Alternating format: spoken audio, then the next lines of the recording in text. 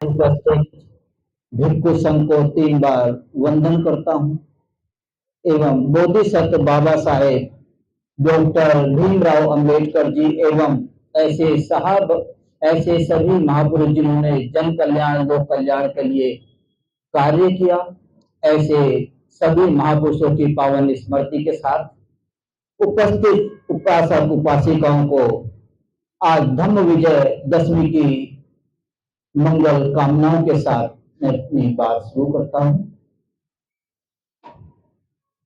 जैसा आप सभी लोग जानते हैं, आज धम्म विजय दशमी है। धम्म विजय दशमी का इतिहास हमें पहले नहीं पता था। जब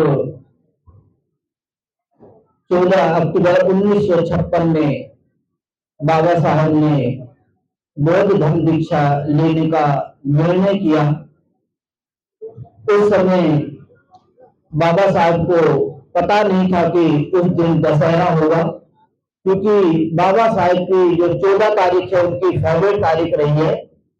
उनके बहुत सारे कार्य जो हुआ करते थे वह 14 तारीख को हुआ करते थे।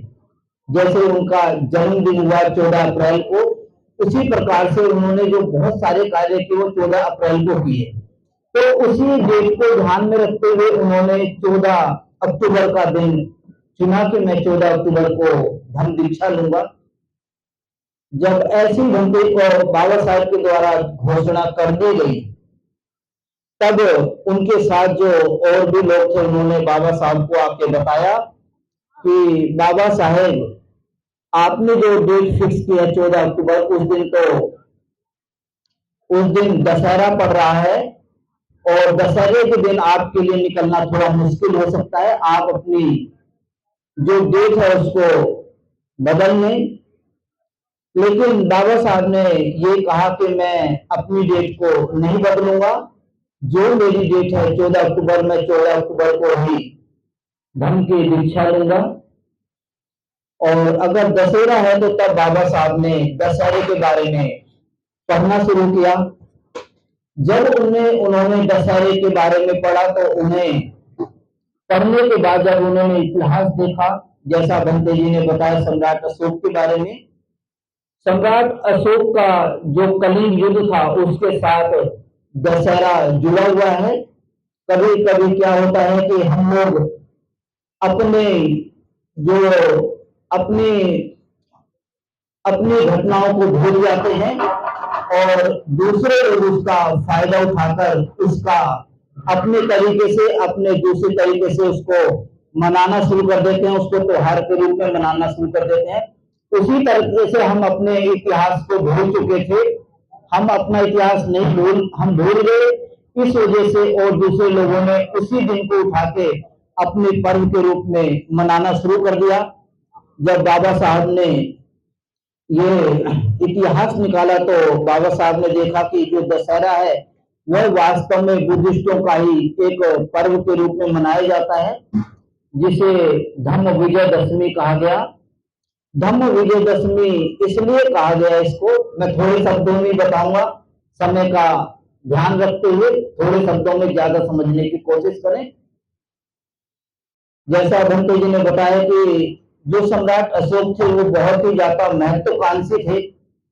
उनका ऐसा सोचना था कि इस पूरे संसार में मेरा राज्य हो, वह अपने राज्य को ज्यादा से ज्यादा बढ़ाना चाहते थे। वैसे तो उस समय का भी अगर हम बुद्ध के समय से देखते हैं तो मगध राज्य हमेशा से एक विशाल राज्य रहा है, लेकिन उसी मगध को और बढ़ाने की जो लालसा थी वह सम्राट अशोक के अंदर थी। सम्राट अशोक ने आसपास के सभी राज्यों को जीता, लेकिन कलिंग राज्य एक ऐसा राज्य था जिस पर सम्राट अशोक विजय नहीं पा रहे थे। बहुत ज्यादा युद्ध होने के बाद भी जब कलिंग के ऊपर विजय नहीं कर पाए, जैसा भंते जी ने बताया, तो स्वयं सम्राट अशोक ने सोचा कि अब जो है सेना की कमान मैं संभालूंगा, आगे से कल से मैं सेना के साथ रहूंगा। जब सम्राट अशोक सेना में उतरे, सेना का नेतृत्व करने उतरे, तब स्वयं सम्राट अशोक ने कितने लोगों को मारा इसकी गिनती नहीं है। इतने ज्यादा लोगों को मारा गया था कि कहते हैं कि उस समय कितने लोग मरे उनकी गिनती करना भी मुश्किल था। सम्राट अशोक की उस दिन विजय हुई। विजय होने के बाद सम्राट अशोक अपने खेमे में यानी टेंट में आए, और टेंट पे आने के बाद उन्होंने ऐसी अपने सेनापति से इच्छा जाहिर की कि मैं एक बार उस युद्ध स्थली को देखना चाहता हूं जहां पे युद्ध लड़ा गया। जब शाम को वह युद्ध स्थली पहुंचे और तब उन्होंने वहां मरे हुए लोगों को देखा, इतना ज्यादा नरसंहार देखा कि उनका मन पूरी तरह से बेचैन हो गया, और उन्होंने सोचा कि इतना नरसंहार मेरे द्वारा हुआ, और उनका जो मन था उसी समय विचलित होना शुरू हो गया। उनके मन की जो शांति थी वह पूरी तरीके से खो चुकी थी। ऐसा पढ़ने में आता है कि जिस समय सम्राट अशोक उस समय नरसंहार को देख रहे थे, वहीं से कुछ भिक्षु संघ निकल के गया, और वह बुद्धं शरणं गच्छामि, धम्मं शरणं गच्छामि, संघं शरणं गच्छामि बोलते हुए जा रहे थे। उनकी आवाज इतनी शांत थी कि उनकी आवाज सुन के सम्राट अशोक को थोड़ी देर के लिए मन को बहुत शांति महसूस हुई। लेकिन जैसे ही वापस वह फिर से अपने महल में आए तो उन्हें वही बेचैनी सताने लगी। उससे पहले बेचैनी उनको सताने लगी।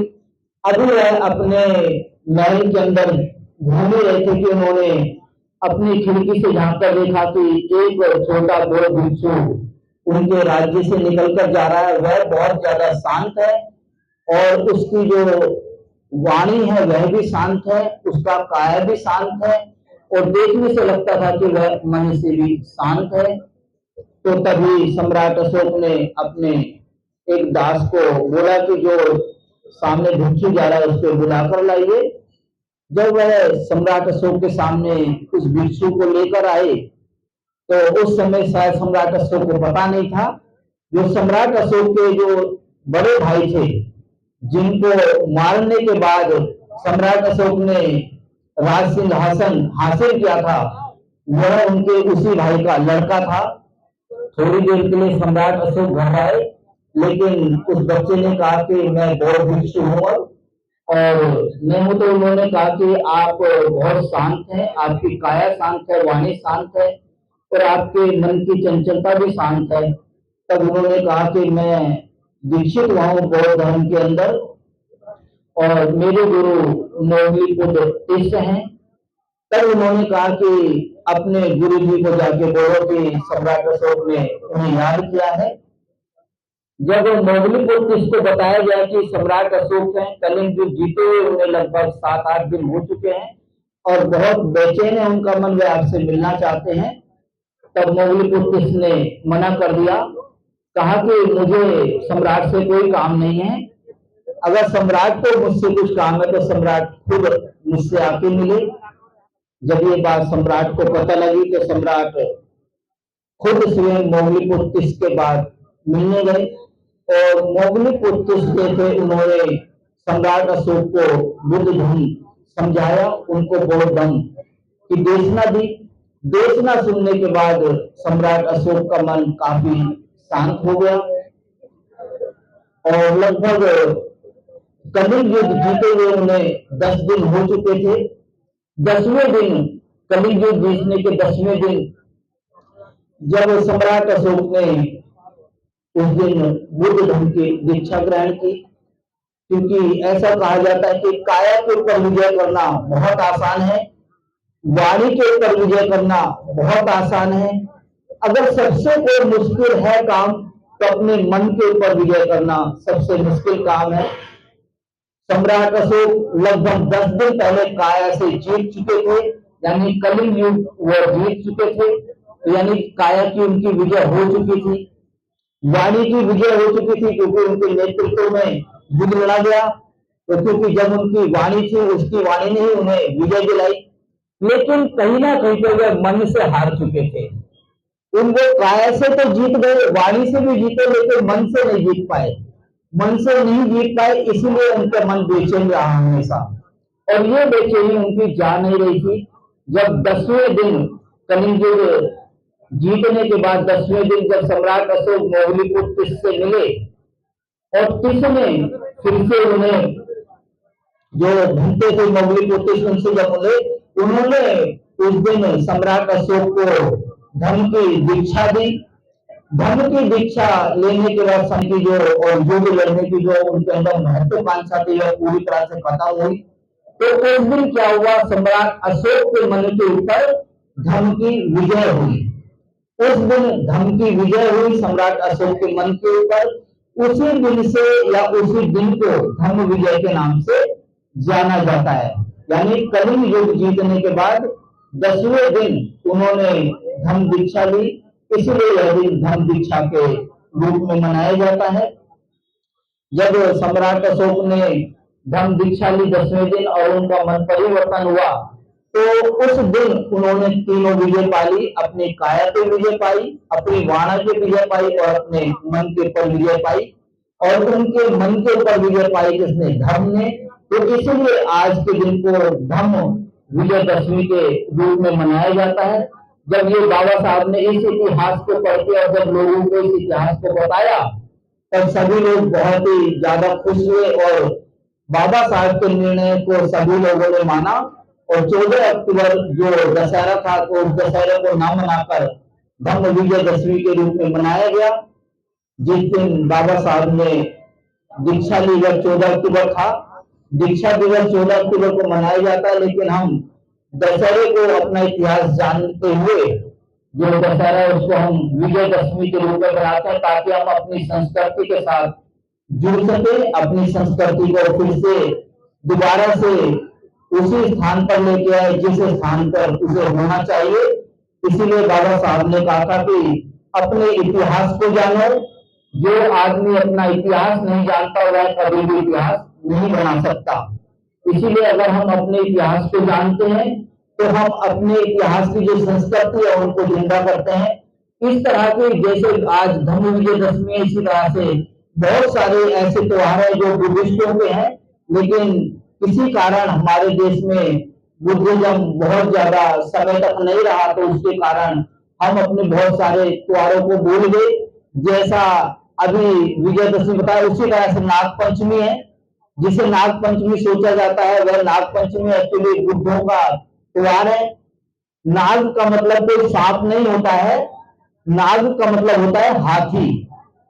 नाग, अगर पाली में नाग को देखेंगे तो हाथी होता है, लेकिन हम लोग अपनी जो संस्कृति है उसको भूल गए, पाली को पढ़ना भूल गए, तो हमने शब्दों के अर्थों को भूल गए। तो हमें उन शब्दों का ही गुण तो शब्द बता के हमें उसका अर्थ बता के हमें बता दिया गया।